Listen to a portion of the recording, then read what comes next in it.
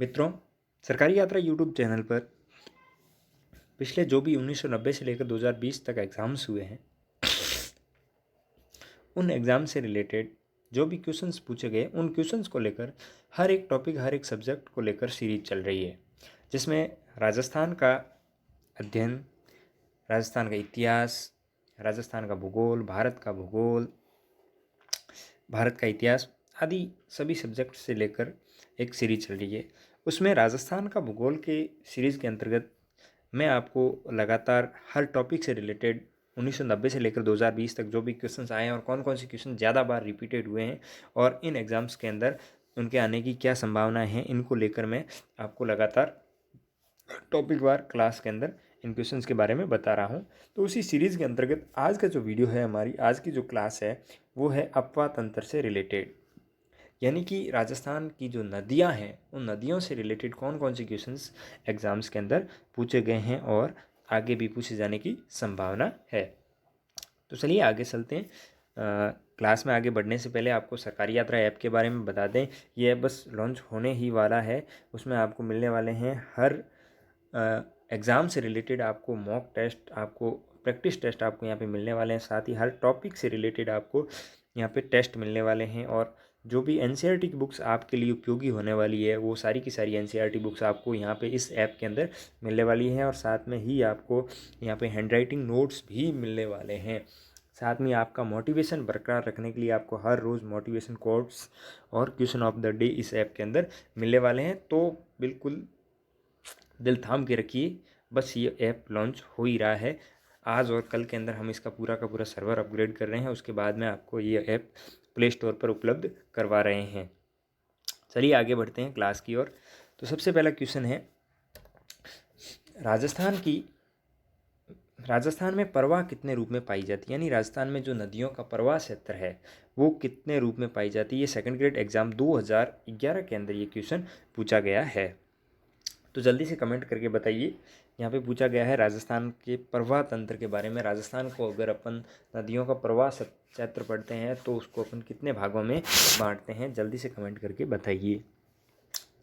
बिल्कुल सही जवाब। राजस्थान के प्रवाह तंत्र को हम 3 भागों में बांटते हैं। जो पहला प्रवाह तंत्र है वो है बंगाल की खाड़ी में गिरने वाली नदियाँ, बंगाल की खाड़ी में गिरने वाली, और 2 नंबर जो है वो है अरब सागर में गिरने वाली नदियाँ, और तीसरी वो है बीच में ही ख़त्म हो जाने वाली नदियाँ, यानी कि जो अपना आंतरिक प्रवाह तंत्र है वो इसके अंतर्गत आता है, आंतरिक प्रवाह तंत्र। तो यहाँ पे राजस्थान का जो प्रवाह तंत्र है उसको अपन 3 भागों में बांटते हैं। अगला क्वेश्चन है, राणा प्रताप सागर बांध किस नदी पर है। ये पीएसआई एग्जाम 2011 के अंदर ये क्वेश्चन पूछा गया है। राणा प्रताप सागर बांध किस नदी पर है, जल्दी से कमेंट करके बताइए। 4 ऑप्शन दे रखे हैं, जल्दी से कमेंट करके बताइए। राणा प्रताप सागर जो बांध है वो राज्य का सबसे बड़ा भराव क्षमता वाला बांध है, सबसे ज़्यादा भराव क्षमता वाला बांध है। और ये बांध है, बिल्कुल सही जवाब, संबल नदी पर ये बांध स्थित है और ये राज्य का सबसे ज़्यादा भराव क्षमता वाला बांध है। अगला क्वेश्चन है, नदी जिसका उद्गम मध्य प्रदेश से होता है, नदी जिसका उद्गम मध्य प्रदेश से होता है और जो अपना जल खंबात की खाड़ी में उड़ेलती है वह है।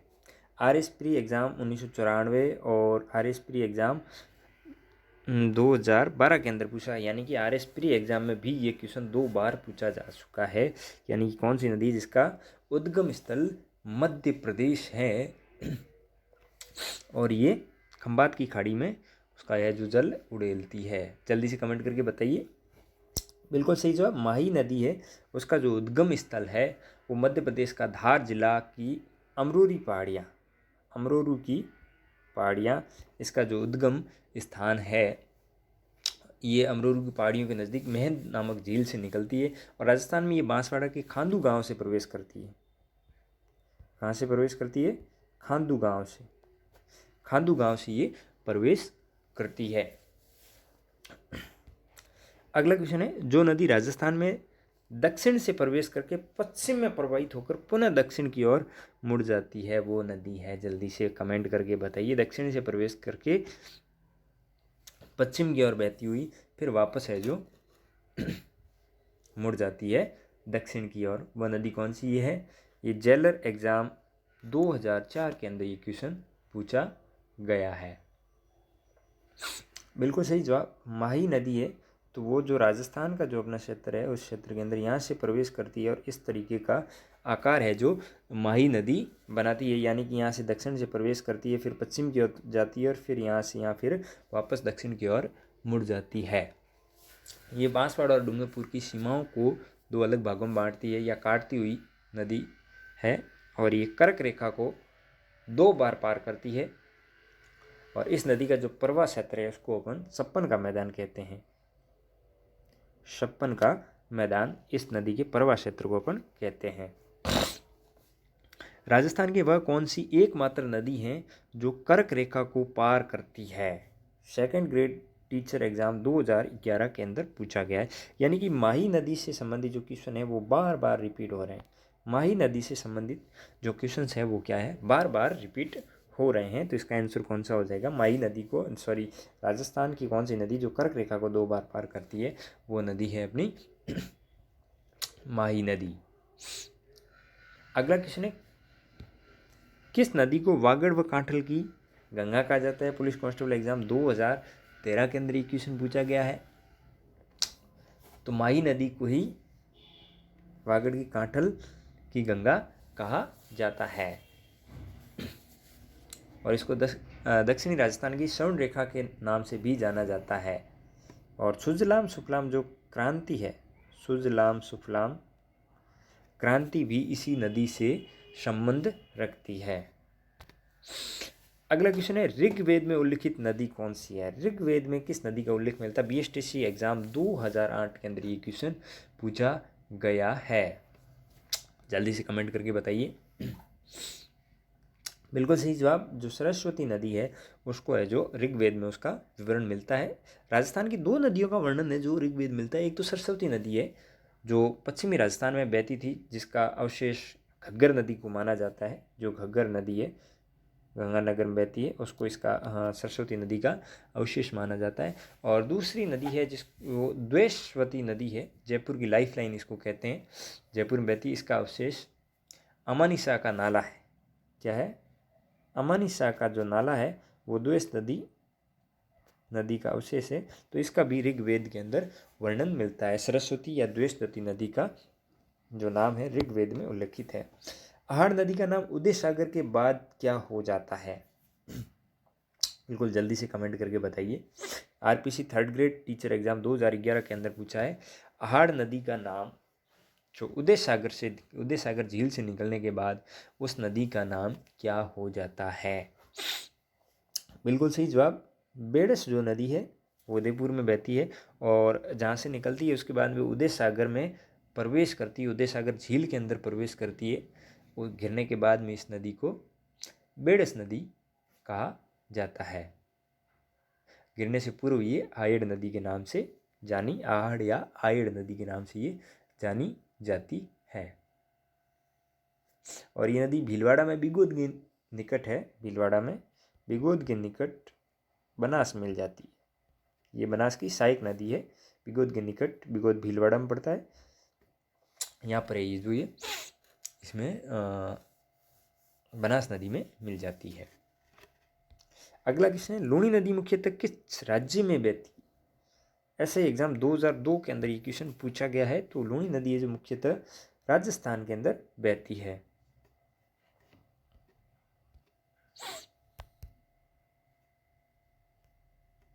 लूणी नदी मुख्यतः कहाँ बहती है?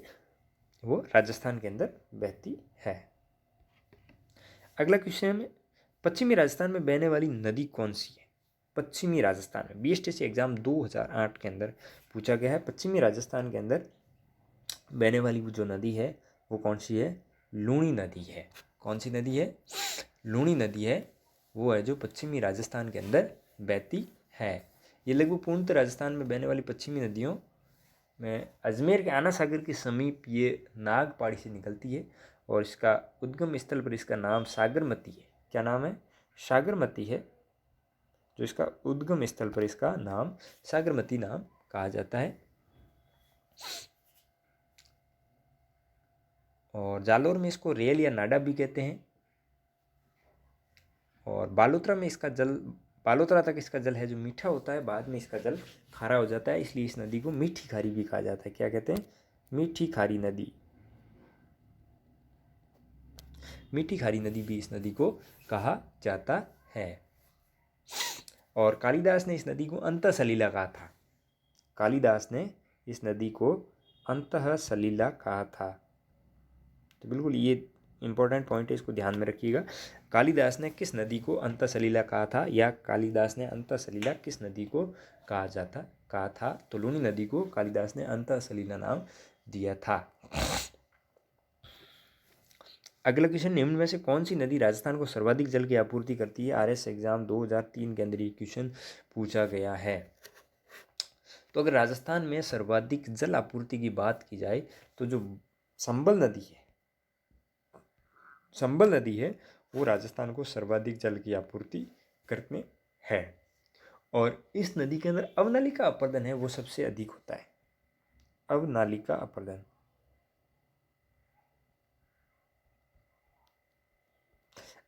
अपर्दन है जो इस नदी के अंदर सर्वाधिक होता है। और ये नदी बहाव क्षेत्र की दृष्टि से देखा जाए तो सबसे लंबी नदी है। बहाव क्षेत्र के अकॉर्डिंग ये सबसे लंबी नदी है। अगला क्वेश्चन, संबल का प्राचीन नाम। आरपीएससी थर्ड ग्रेड एग्जाम 2011 के अंदर ये क्वेश्चन पूछा गया है। संबल नदी का प्राचीन नाम। संबल नदी का प्राचीन नाम शरमणवती। क्या है? शरमणवती है। और राजस्थान में इसको कामधेनु भी कहा जाता है। कामधेनु, बारहमासी नदी, कामधेनु, बारहमासी भी इसको कहा जाता है। बारहमासी नदी भी इसको कहा जाता है। नित्यवाई नदी भी इसको कहा जाता है। इसकी सहायक नदियां हैं वो आलनिया, परवन, बनास, काली सिंध, पार्वती, बामनी, कुणाल, मेच एवं छोटी काली सिंध है। और ये नदी है जो एकमात्र नदी है जो अंतर्राज्यीय सीमा बनाती है। राजस्थान और मध्य प्रदेश की सीमा ये बनाती है। और ये विश्व की एकमात्र ऐसी नदी है जिसके 100 किलोमीटर के दायरे में 3 बांध बने हुए। क्या है? इस नदी की 100 किलोमीटर का एरिया है, 100 किलोमीटर के अंदर 3 बांध बने हुए। कितने हैं? 3 बांध। जल्दी से कमेंट करके बताइए कौन कौन से बांध है। और ये जो नदी है उत्खात भूमि के लिए, बेडलैंड के लिए बहुत प्रसिद्ध है, या कुख्यात कह सकते हैं अपन। बेडलैंड यानी कि इसके अंदर वो गड्ढे वाली जो अपने खादर बांगर वाला जो क्षेत्र है वो इस नदी पे सर्वाधिक है। अगला क्वेश्चन है, निम्नलिखित में से कौन सी नदी उत्खात भूमि बेडलैंड के लिए कुख्यात है? बिल्कुल ये रीट एग्जाम 11 फरवरी 2018 के अंदर पूछा गया। तो संबल नदी बेडलैंड के लिए सर्वाधिक प्रसिद्ध है। एक तो माही नदी और संबल नदी से क्वेश्चन हर बार हर एग्जाम्स के अंदर नदियों से रिलेटेड जब भी पूछा जाता है तो माही और संबल नदी से एक न एक क्वेश्चन जरूर बनता है। तो इसलिए संबल और माही नदी को बिल्कुल कॉन्सेप्ट क्लियर कीजिएगा। संबल नदी किस जिले में नहीं बहती है? पुलिस कांस्टेबल एग्जाम 2007 के अंदर पूछा गया है। संबल नदी किस जिले में नहीं बहती है? संबल नदी की बात की जाए तो संबल नदी है वो मध्य प्रदेश में इंदौर जिले की जानपाव पहाड़ी से निकलती है। कहाँ से? जानपाव पहाड़ी से। जानपाव पहाड़ी से ये निकलकर राजस्थान में चित्तौड़गढ़ में प्रवेश करती है। सौरासीगढ़ के नज़दीक ये चित्तौड़गढ़ में प्रवेश करती है। चित्तौड़गढ़, कोटा, बूंदी, सवाई माधोपुर, करौली, धौलपुर में बहकर ये नदी वापस उत्तर प्रदेश के मुरादगंज के इटावा के समीप यमुना नदी में मिल जाती है। तो बिल्कुल आप देख लीजिए इसमें से किस जो ज़िला है उस ज़िले में ये नदी नहीं बहती है। तो कोटा में बहती है ये, बारां में नहीं बहती है, सवाई माधोपुर और करौली में बहती है। तो इसका राइट आंसर हो जाएगा बारां के अंदर ये नदी नहीं बहती है। संबल नदी किस जिले से नहीं गुजरती है? फिर से यही question police constable exam 2014, one रक्षक एग्जाम 2013 के अंदर ये पूछा गया है। तो जल्दी से कमेंट करके बताइए इसका राइट आंसर क्या है। तो ये चित्तौड़गढ़ में जाती है, कोटा में जाती है, धौलपुर में जाती है, लेकिन झालावाड़ में ये नहीं जाती है। अगला क्वेश्चन, राजस्थान राज्य में किस नदी का अपवाह क्षेत्र न्यूनतम है? आरएस एग्जाम 31/10/2015 के अंदर ये क्वेश्चन पूछा गया है। अपवाह क्षेत्र न्यूनतम किसका है? न्यूनतम अपवाह क्षेत्र की बात की जाए तो जो वांकल नदी है उसका अपवाह क्षेत्र है बिल्कुल न्यूनतम है, सबसे न्यूनतम है राजस्थान के अंदर। अगला क्वेश्चन है, नदी जिसका जल बंगाल की खाड़ी में पहुंचता वह है। सेकंड ग्रेड टीचर एग्जाम 2011 के अंदर ये क्वेश्चन पूछा गया है।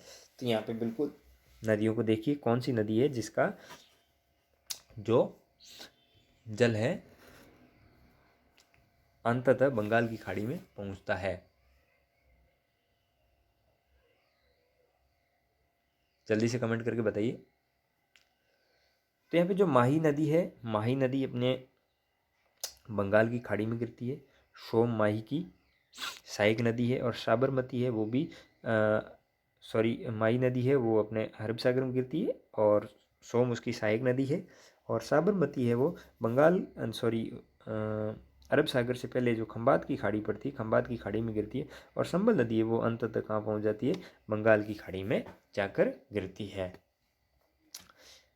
अगला क्वेश्चन है, किस नदी पर ईस्ट वेस्ट कॉरिडोर के यदि हैंगिंग ब्रिज बनाया जाना प्रस्तावित है? Second grade exam teacher exam 2011 के अंदर ही पूछा गया था। अब शायद ये बन भी गया होगा। संबल नदी पर है हैंगिंग ब्रिज जो बनाया जाना है, वो संबल नदी पर है। 2011 के अंदर ये क्वेश्चन पूछा गया था, अब बन गया है। पार्वती किसकी सहायक नदी है? वन रक्षा एग्जाम 2013 के अंदर ये क्वेश्चन पूछा गया है। जल्दी से कमेंट करके बताइए, पार्वती नदी किसकी सहायक नदी है? पार्वती नदी का जो उद्गम स्थल है वो मध्य प्रदेश की विंध्याचल की पहाड़ियाँ हैं और ये राजस्थान में बारां के पास करियाहट गांव पड़ता है, उसके निकट ये प्रवेश करती है। और बारां व कोटा में ये बहते हुए सवाई माधोपुर व कोटा की सीमा पर पालिया गांव पड़ता है। पालिया गांव के अंदर ये संबल में मिल जाती है। किसमें?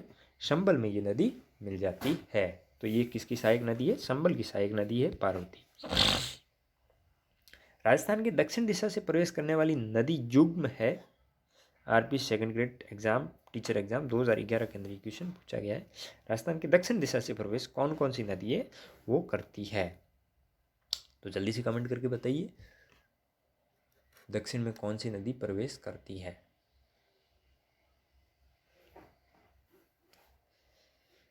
संबल नदी देखी जाए तो दक्षिण से प्रवेश करती है, लेकिन बनास नदी है उसका उद्गम राजस्थान में ही है।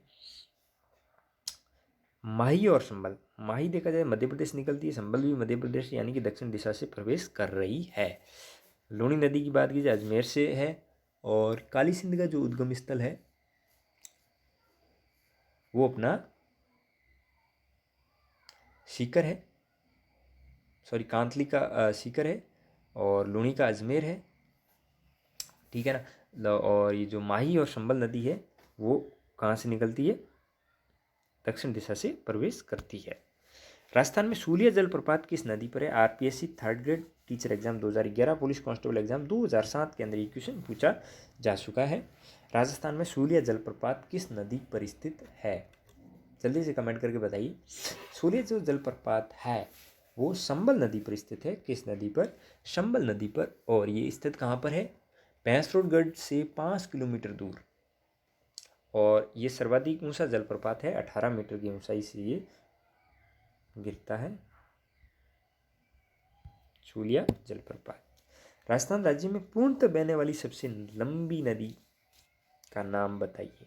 आरएस प्री एग्जाम 1992 के अंदर ये क्वेश्चन पूछा जा चुका है। राजस्थान में पूर्णतः बहने वाली नदी, बिल्कुल अगर लंबी नदी की बात की जाए तो बहाव क्षेत्र के अकॉर्डिंग लंबी नदी कौन सी है? संबल नदी है। लेकिन पूर्णतः राजस्थान में बहने वाली सबसे लंबी नदी कौन सी है? बनास नदी है। और बनास नदी का जो जल ग्रहण क्षेत्र है वो सबसे बड़ा है, 46,570 वर्ग किलोमीटर इसका जल क्षेत्र है। और इसकी जो सहायक नदियाँ हैं वो है कोठारी, खारी, बेड़स, गंभीरी, मानसी, दून तथा मोरेल इसकी प्रमुख सहायक नदियाँ हैं। बनास नदी जिस जिला समूह से गुजरती है वह है, बनास नदी किस जिले से किस जिले से गुजरती है? और यहाँ पे क्वेश्चन पूछा गया है किस समूह से नहीं गुजरती। यहाँ पे आपको चार में से ऐसा ऑप्शन ढूंढना है जिससे से बनास नदी नहीं गुजरती है। जब बनास नदी की अपन बात करते हैं तो बनास नदी खमनौर की पहाड़ियों से निकलती है। कहाँ से निकलती है? खमनौर की पहाड़ियों से निकलती है और चित्तौड़गढ़ से होती हुई भीलवाड़ा, अजमेर और टोंक में बहती हुई रामेश्वर घाट के पास है जो चंबल नदी में मिलती है। और इस नदी के जो अगर नामों की बात की जाए तो इसके अन्य नाम वर्णासा नदी है, वशिष्ठी नदी और वन की आशा भी इस नदी को वन की आशा के नाम से भी इसको जाना जाता है। तो यहाँ पे जल्दी से कमेंट के बताइए इसका राइट आंसर क्या है। चित्तौड़गढ़, भीलवाड़ा, अजमेर और टोंक मुख्य रूप से ये है। और उदयपुर में भी बहती है, सॉरी उदयपुर में नहीं बहती है, भीलवाड़ा में बहती है, चित्तौड़गढ़ में भी बहती है और टोंक में भी बहती है और राजसमंद सॉरी उदयपुर में भी बहती है और टोंक में भी बहती है। अजमेर और राजसमंद में नहीं बहती है और उदयपुर, चित्तौड़गढ़ में ये बहती है, टोंक में बहती है और सवाई माधोपुर में नहीं बहती है। तो अगर राइट आंसर की बात की जाए तो उदयपुर में भी नहीं बहती, बूंदी में भी नहीं बहती, भीलवाड़ा में भी नहीं बहती और अजमेर में भी नहीं बहती। चारों ही ऑप्शन इसमें दे रखे हैं जिसमें ये बनास नदी नहीं बहती है। राजस्थान में राजसमंद जिले में कुंभलगढ़ के निकट खमनौर की पहाड़ियों से निकलने वाली नदी का नाम है। ग्राम सेवक एग्जाम 2008 के अंदर ये क्वेश्चन पूछा गया था। जल्दी से कमेंट करके बताइए खमनौर की पहाड़ियों से कौन सी नदी निकलती है। खमनौर की पहाड़ियों से बनास नदी अपनी निकलती है। अगला क्वेश्चन है कौन सा युग्म सही है। RS प्री एग्जाम 1995 एंड 98 के अंदर ये क्वेश्चन पूछा गया है। यहाँ पे नदी और उसकी सहायक नदी पूछी गई है। नदी और उसकी सहायक नदी के बारे में यहाँ पे बात हो रहा है। तो कोठारी दूनी का कोई लेना देना नहीं है, सुकड़ी बनास का भी कोई लेना देना नहीं है, बाणगंगा संबल का कोई लेना देना नहीं है, ठीक है ना। जाखम और माही नदी की जो सहायक नदी है वो कौन सी है? जाखम नदी है। अगला क्वेश्चन निम्नलिखित नदियों में से कौन सी कोटा जिले में नहीं? नदियाँ पूछी गई है, उसमें से कौन सी नदी है जो कोटा में नहीं है। यहाँ पे छोटी छोटी नदियों के बारे में पूछा गया है। RSP एग्जाम 1999 के अंदर पूछा गया है। आहू, परवन, निम्बास और पिपलास। पिपलास नदी की बात की जाए तो ये झालावाड़ में बहती है। कहाँ? झालावाड़, कोटा में नहीं बहती है। आहू, परवन, निम्बास ये नदियाँ कोटा के अंदर बहती है। अगला क्वेश्चन है संबल घाटी में संबल सहित पूर्व पश्चिम दिशा में निम्नलिखित 4 नदियों का क्रम होगा। बंदरक से एग्जाम 2013 के अंदर क्वेश्चन पूछा गया। संबल सहित पूर्व से पश्चिम नदियों दिशा में निम्नलिखित 4 नदियों का क्रम होगा। यानी संबल सहित आपको पूर्व से चलना है, फिर आपको पश्चिम की ओर जाना है, तो कौन कौन सी नदी आपको इधर मिलेगी? जल्दी से कमेंट करके बताइए।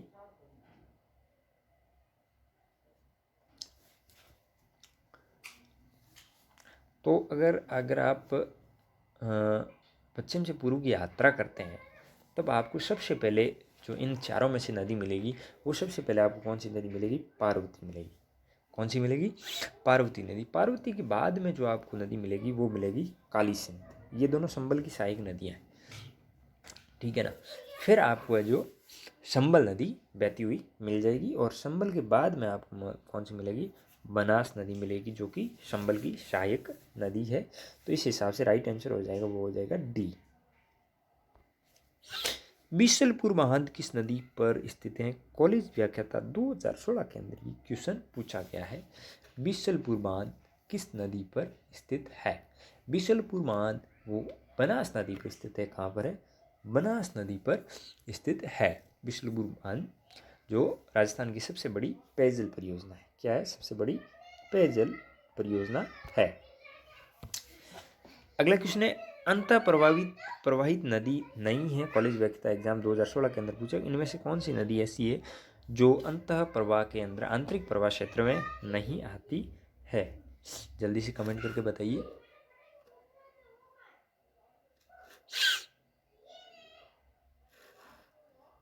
अंतः प्रवाहित नदियों की बात की जाए तो इसमें जो खारी नदी है वो अंतःप्रवाही नदी में नहीं आती। शाबी, कांतली और कांकनी ये नदियाँ है जो अंतःप्रवाह की नदियाँ हैं, और खारी है वो अंतःप्रवाह की नदी नहीं है।